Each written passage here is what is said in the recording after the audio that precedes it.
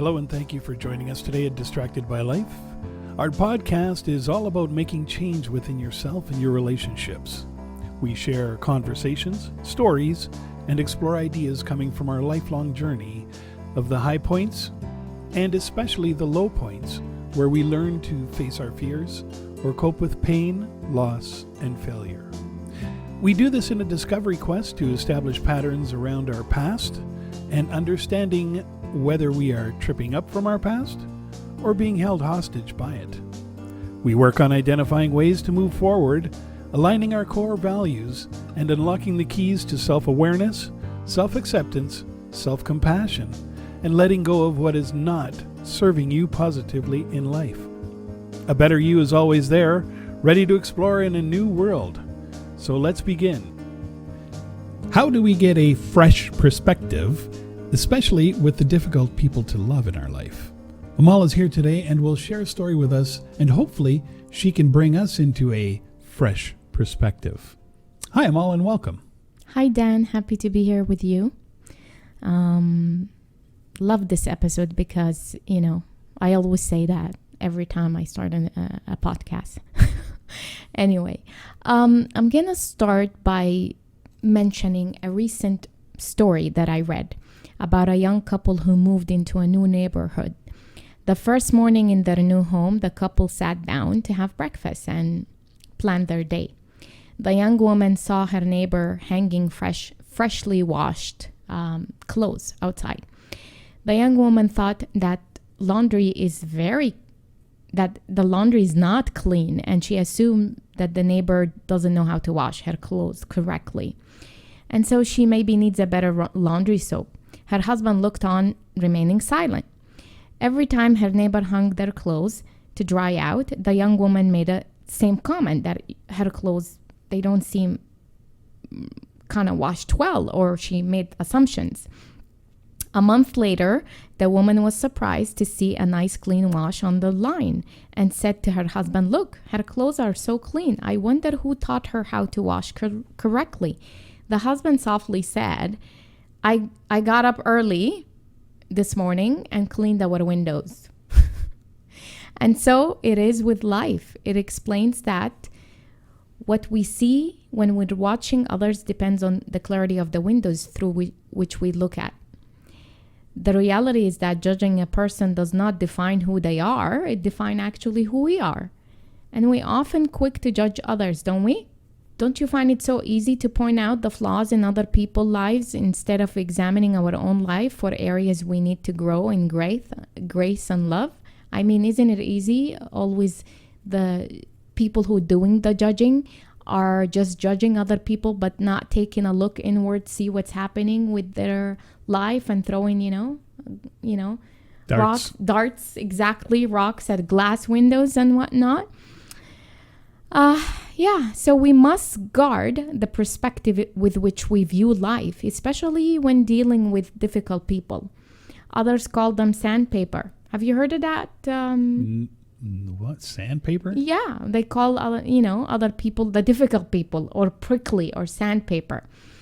People who rub us the wrong way, like friends, co-worker, or even family members. Oh yeah, yes. Right? See enough of those. I like that sandpaper. Some people use prickly people. Yeah, I've worked with a lot of prickly people in my day, in my time. I still do. Have you noticed that sandpaper people are usually needy people? I did, because I have discovered that their irritation or irritating behavior is often nothing more than a disguise for plea for attention or help. Wonder if I'm a sandpaper.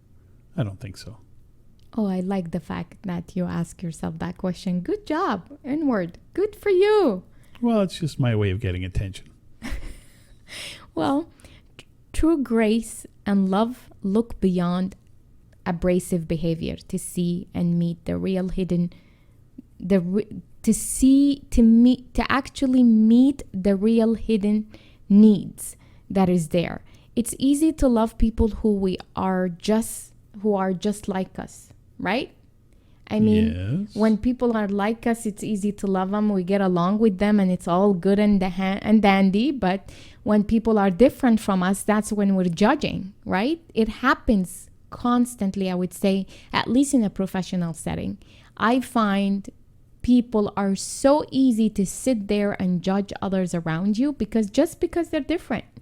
They speak different, they look different, or they work different. They have different working styles.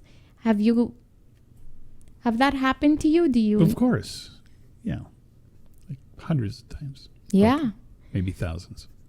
Well, there you have it. Simple but life-changing. Are you open to gaining and looking for a fresh perspective in both the people you love in your life and the hard to love people? I know you're saying, but Amal, you don't understand just how irritating my sandpaper person can be.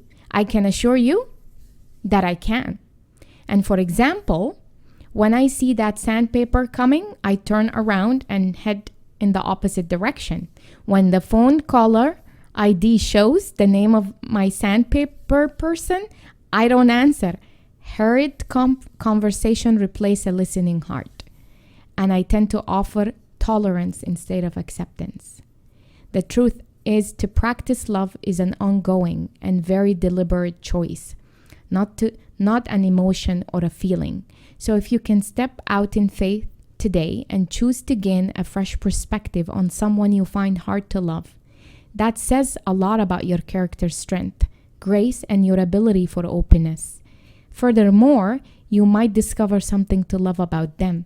And if not, at least you have learned to master the art of living in harmony with others. Either way, it's a win-win situation for you. Thank you for tuning into this episode.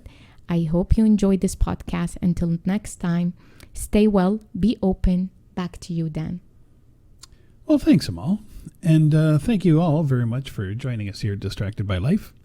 My personal takeaway today is that the reality in life is that judging a person does not define who they are, it defines who we are. And that practicing love is an ongoing and very deliberate choice, not an emotion or a feeling. If you're interested to learn more, check out Amal's website at amalcandido.com, where she talks about her coaching world and links to other podcasts and her books as well.